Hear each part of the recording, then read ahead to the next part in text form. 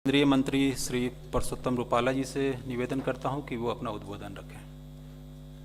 नमस्कार, सभी को राम राम। नए साल की आप सभी को ढेर सारी शुभकामनाएं। नया साल आप सभी के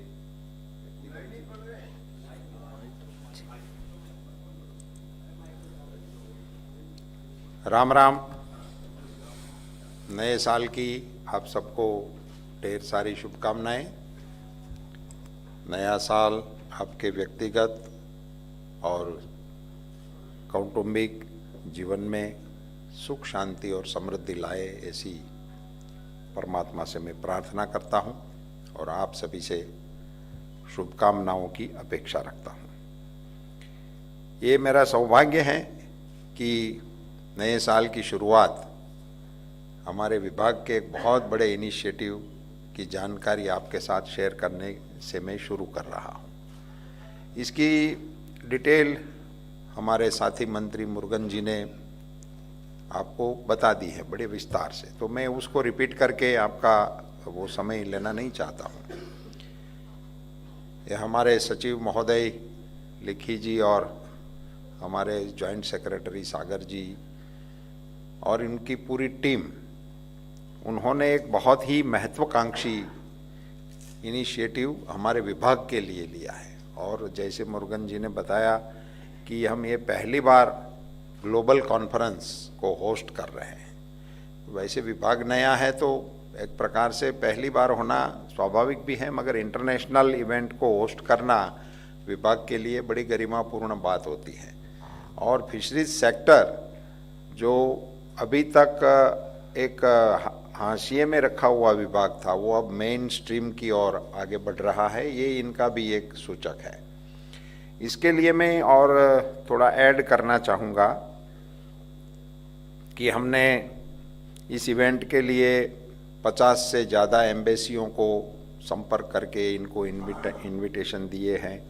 स्टार्टअप जितने भी हमारे देश में इस विभाग को लेकर चल रहे हैं उन सभी को भी इनवाइट किए हैं। और उन सभी वर्ल्ड लेवल की जो और भी संस्थाएं हैं, एशियन डेवलपमेंट बैंक हो, वर्ल्ड बैंक हो, फाओ हो, ऐसे इंस्टीट्यूशनों को भी निमंत्रित किया हुआ है और उन सभी की ओर से हमें विधेयात्मक प्रतिसाद भी मिल रहे हैं।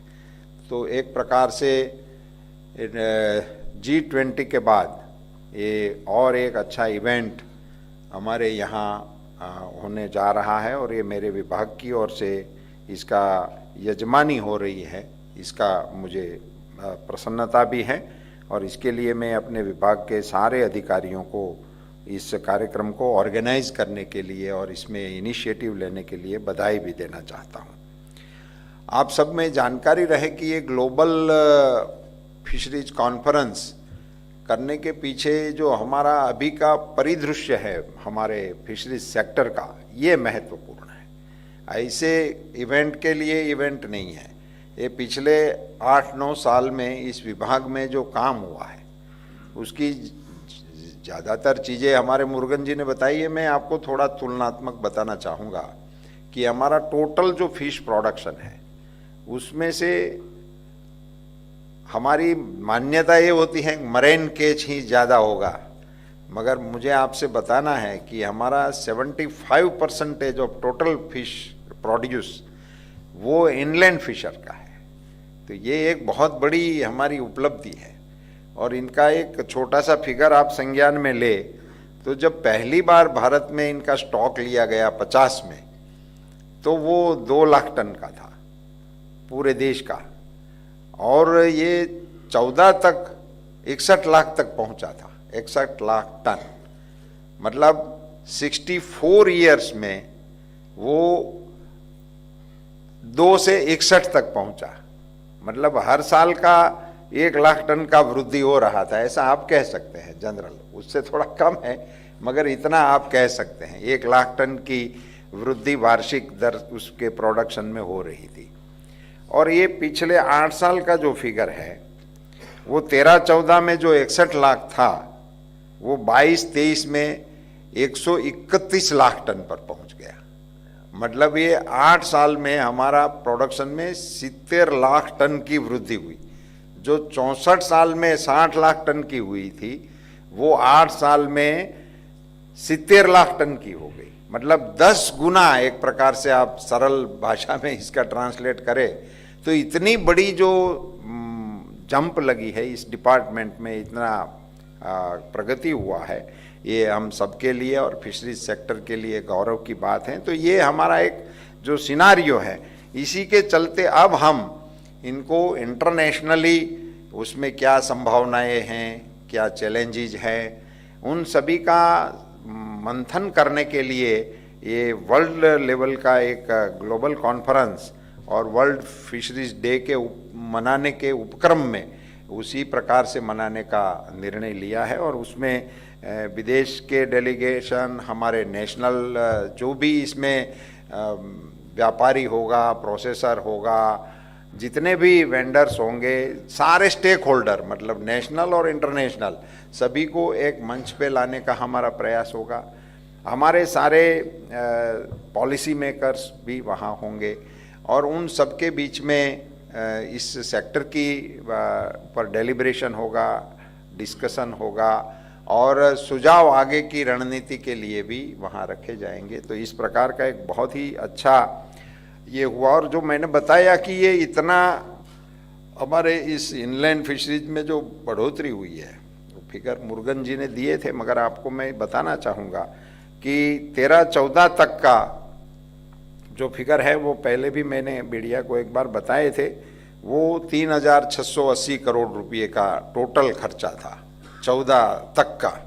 आज़ादी से लेकर 2014 तक का टोटल भारत सरकार का खर्चा जो था वो 3,680 करोड़ रुपये वो था, जो 14 के बाद प्रधानमंत्री जी ने जिस प्रकार से इस विभाग को स्वतंत्र बनाया और इसमें जिस प्रकार की योजनाएं लगाई, वो ब्लू रिवॉल्यूशन, प्रधानमंत्री मत्स्य संपदा योजना, FIDF जो इंफ्रास्ट्रक्चर के लिए फंड लगाया गया, उन सभी को अगर मिला ले तो वो 38,000 करोड़ का होता है।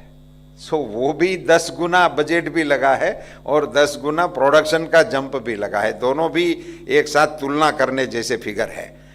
तो उसी प्रकार की जब संभावनाएं इस विभाग के द्वारा चलाई जा रही हैं और इसी को लागू करने से ये हमारा ये अभी का जो परिदृश्य है विभाग का वो बनता है।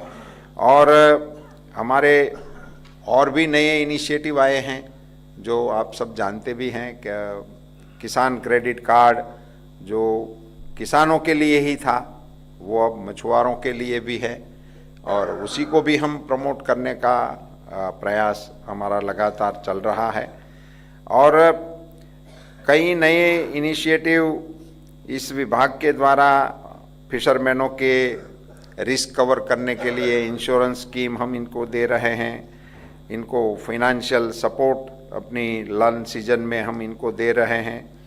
और कई भी जो इनको जैसे मुरुगन जी ने बताया था कि इनको समुंदर में जाने के समय उसको अपना लोकेशन सही तरीके से पता चले और वो संपर्क कर सके कोस्ट गार्ड से या कोस्ट पे किसी से, हमारे अधिकारियों से, किसी से भी, अपने परिवारजनों से भी, उसके लिए भी इसको एक इंस्ट्रूमेंट हम इसरो के साथ मिलकर एक डेवलप किया हुआ है, वो लगाने की प्रक्रिया हमने शुरू कर दिया है। वो कुछ दिनों में लग सकता है, शायद 21 को हम टोकन वे में वहाँ उसको प्रदर्शित भी करने का हमारा मन में धारणा है, वो हो जाएगा।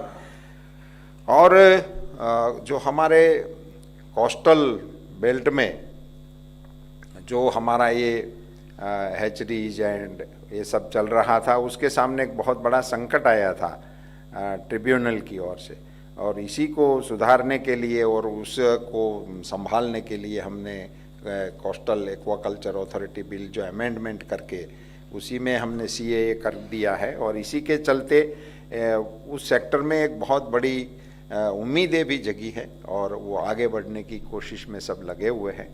और ये गुजरात में हो रहा है, अहमदाबाद में हो रहा है, वो भी एक वजह है कि हमारे जो कोस्टल स्टेट हैं उन सभी में सबसे लंबा कोस्टल एरिया वो गुजरात के पास है, तो उसी के कारण वहीं उसी को रखने का भी। और दूसरा इंटरनेशनल इवेंट था तो वहाँ अहमदाबाद की वजह से आने जाने में भी थोड़ी सहूलियत रहती थी। इन सभी को देखते हुए वहाँ इसको फोकस किया गया है। मैं उम्मीद करता हूँ इसमें देश भर से फिशर सेक्टर के साथ जुड़े हुए ये सारे स्टेक होल्डर्स बढ़ चढ़ के हिस्सा लेंगे और हमारे फिशरीज सेक्टर को इस इवेंट के द्वारा हम शोकेस भी करेंगे और वे फॉरवर्ड के लिए कोई नए सुझाव भी वहाँ से हमें मिलेंगे। इन्हीं उम्मीद के साथ आप सबसे मेरा नम्र अनुरोध है कि आप इनको मीडिया के माध्यम से नेशनल और इंटरनेशनल आपकी जो भी क्षमता है उसका प्रयोग करते हुए इनको समर्थन करेंगे। यही उम्मीद के साथ आप सभी को पुनः